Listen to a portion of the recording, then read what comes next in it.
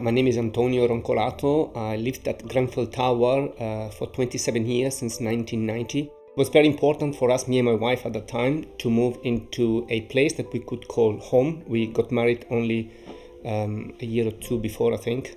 2 years before, yes. And then we moved into that flat a few days after my son was born. June 2017, the 14th, early hours, around 1:40, my son called me.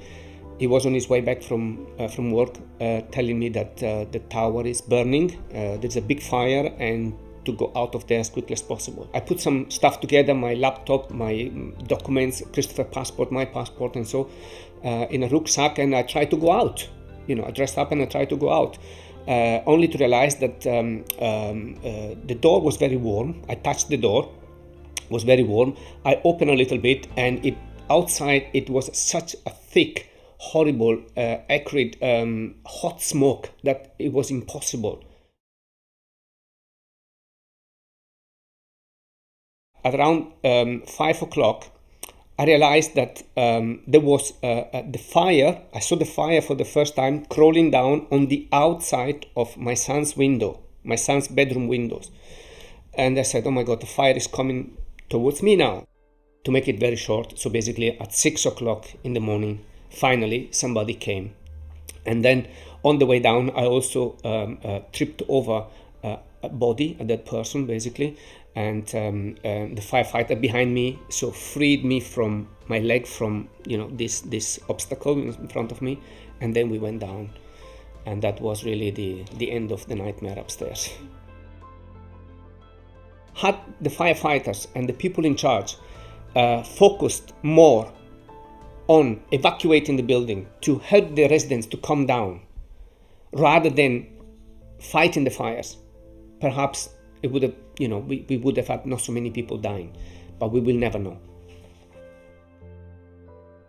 To lose 1, 2, 3, 4, 5 members of your family, what is the meaning, for yourself to live and to keep on living? You feel guilty that you're alive, and somebody else and your family is gone.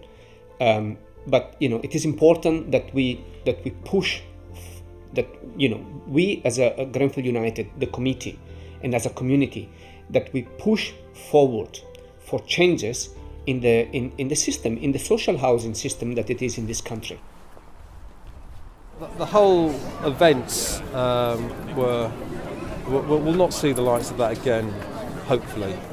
And I think that's what needs to happen. And as for the human tragedy, my heart will always go out to those families. And I think there are people from the council and other public bodies that do need to do a lot of explaining.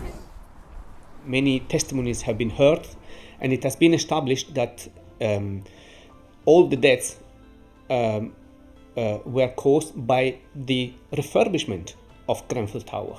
And how many buildings are out there in this country with the same sort of cladding? Public buildings, hospitals, councils, library, homes, high-rise buildings where people live. It can happen again. We do not want this.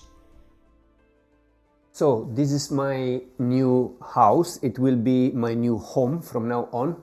I will be moving here permanently very soon. The view on the outside is facing the park and the garden right below us. And we have small squirrel as well in there. And this part of the building is facing east. So basically I will have the morning sun coming through here in the morning. So it's going to be an amazing place, beautiful place.